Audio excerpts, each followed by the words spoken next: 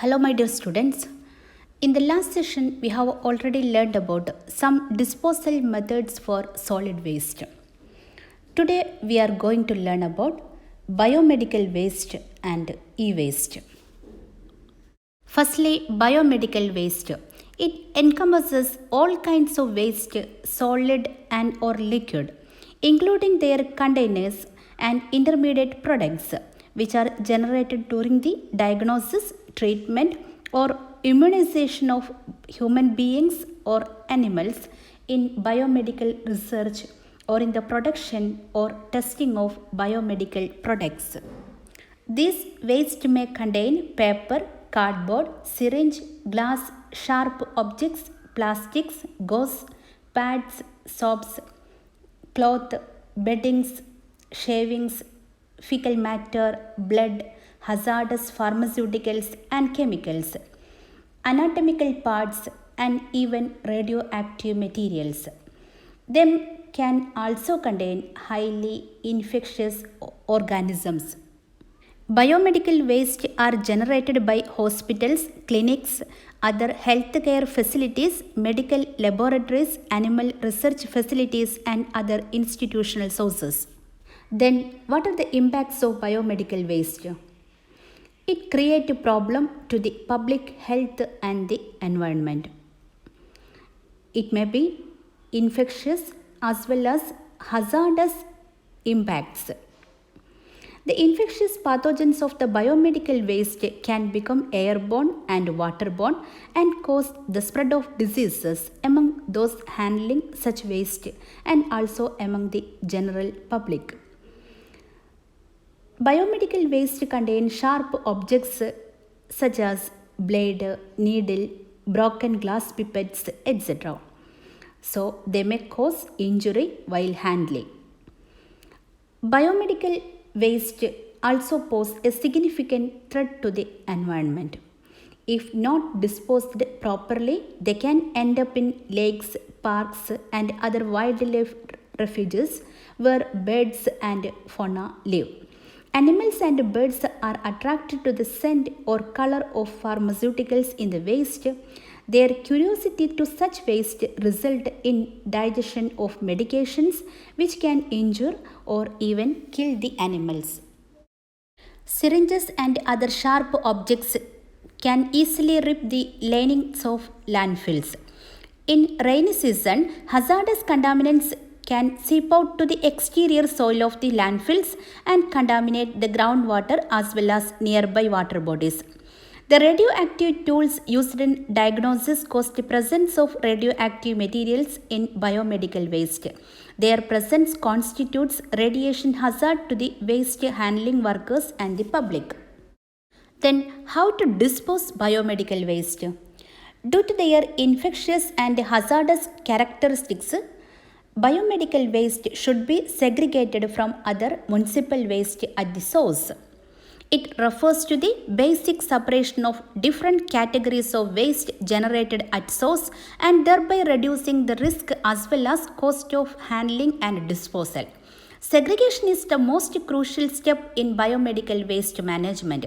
Effective segregation alone can ensure effective biomedical waste management. Then, what are the benefits of segregation? Segregation reduces the amount of waste needs special handling and treatment. Effective segregation process prevents the mixture of medical waste like sharps with the general municipal waste. Prevents illegally reuse of certain components of medical waste like used syringes, needles and other plastics. Provides an opportunity for recycling certain components of medical waste like plastics after proper and thorough disinfection. Disposal of biomedical waste involves two steps: on-site treatment and off-site treatment. On-site treatment involves autoclaving, microwave treatment and chemical treatment. Autoclaves are closed chambers that apply heat and sometimes pressure and steam over a period of time to sterilize medical equipment. Autoclaves have been used for a century to sterilize medical instruments for reuse. For example, surgical knives and clamps are put in autoclaves for sterilization. For medical waste that will be disposed of, autoclaves can be used as heat treatment processing units to destroy microorganisms before disposal in a traditional landfill or further treatment. Autoclaves are a batch process, not a continuous one. Autoclaves are chemical free. Another on-site disposal method is microwave treatment. It uses heat and steam to decontaminate medical waste. Contaminated medical waste are shredded, moistened with water and microwaved in a microwave oven. The microorganisms are destroyed by the action of heat and steam. The decontaminated waste are then carried off for off-site disposal. Another on-site disposal treatment is chemical treatment. Chemical disinfection primarily through the use of chlorine compounds.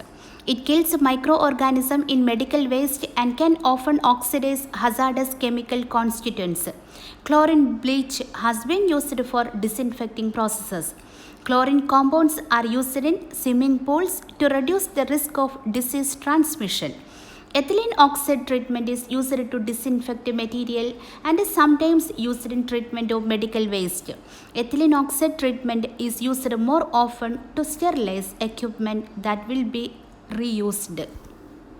Off-site treatment of biomedical waste involve two methods: incineration and land disposal.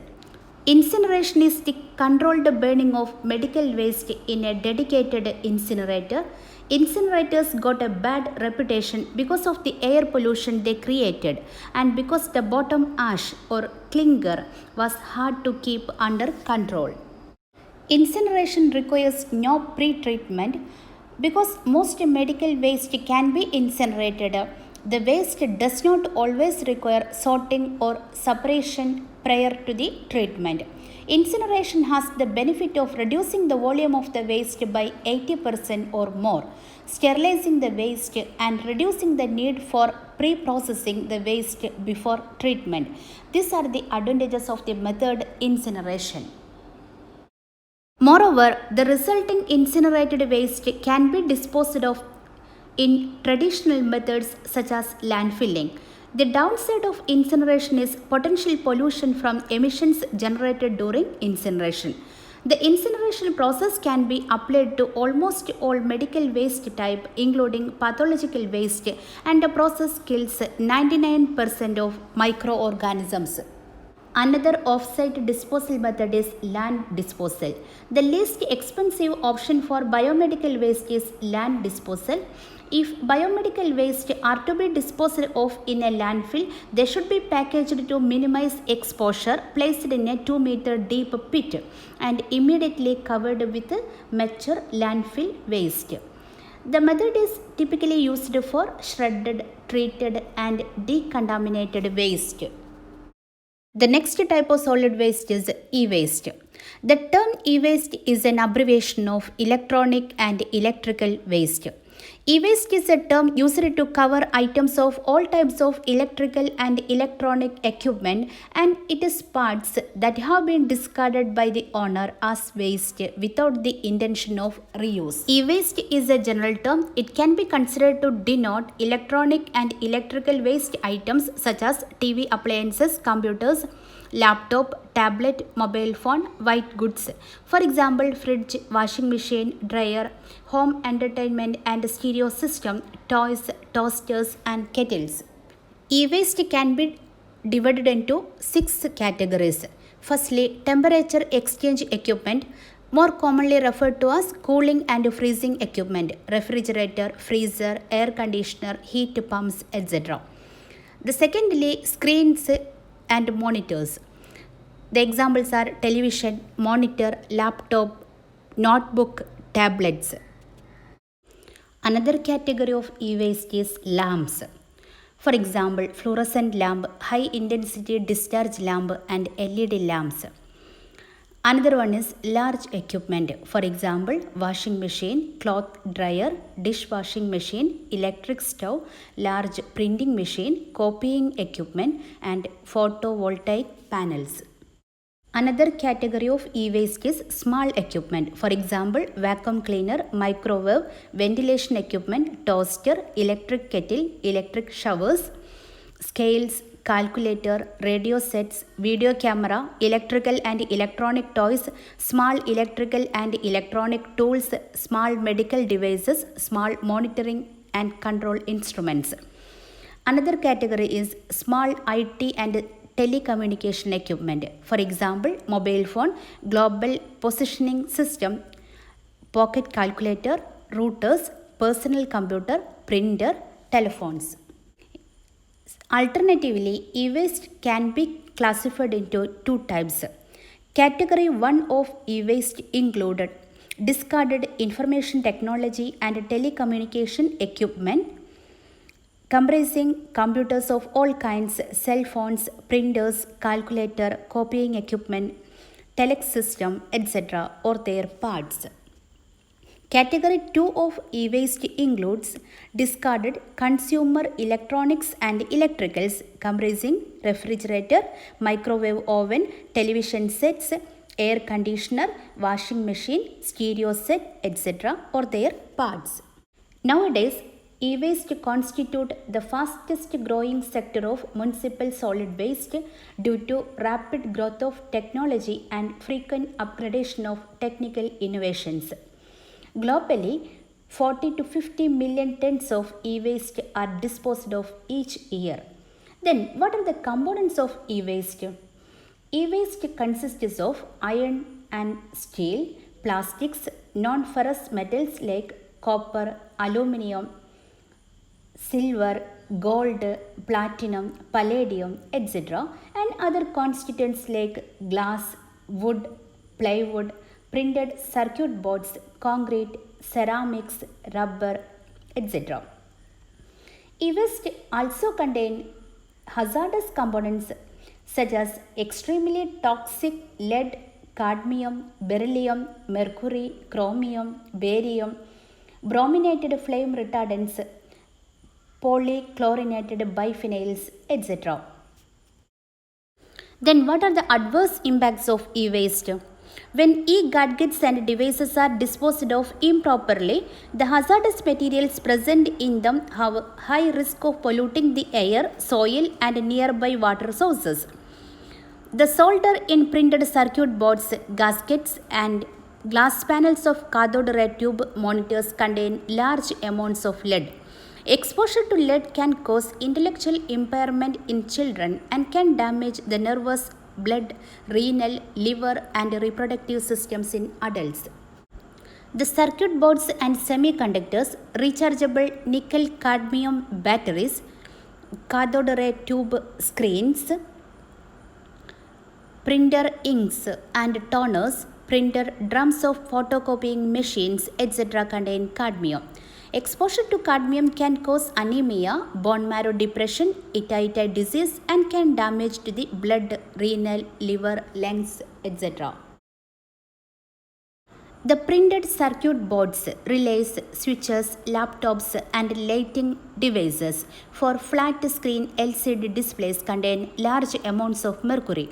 Exposure to mercury can damage the nervous, renal and immune system as well as lead to respiratory and skin disorders. Compounds of chromium 6 used in the production of metal housings and galvanized steel plates can damage liver and kidneys and cause bronchial maladies including asthmatic bronchitis and lung cancer. The barium present in the front panel of cathode ray tubes can cause muscle weakness as well as damage to heart, liver and spleen even upon a short-term exposure to it. Beryllium present in motherboards, circuit boards and laser printers can cause lung diseases including lung cancer and skin diseases like wart. The brominated flame retardants used in circuit boards, cables, condensers and plastic casings do not degrade easily and build up in the environment. The long-term exposure can lead to impaired learning and memory functions and can interfere with the thyroid and estrogen hormone functions. Exposure during pregnancy period has been linked to behavioral problems in the baby's bone. Then, how to dispose e-waste? The management of e-waste has emerged as one of the most important environmental problems of developing countries, especially India. There are basically 5 ways in which e-waste has been treated. These are landfilling, incineration, recycling, and reuse. Firstly, disposal of e-waste by landfilling. It is the most common method. Trenches are made at the landfill site and the e-waste are buried in them.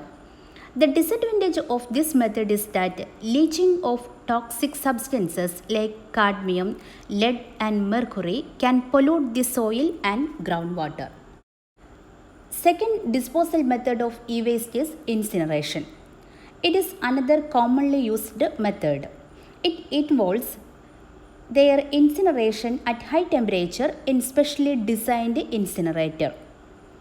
This method has some advantages.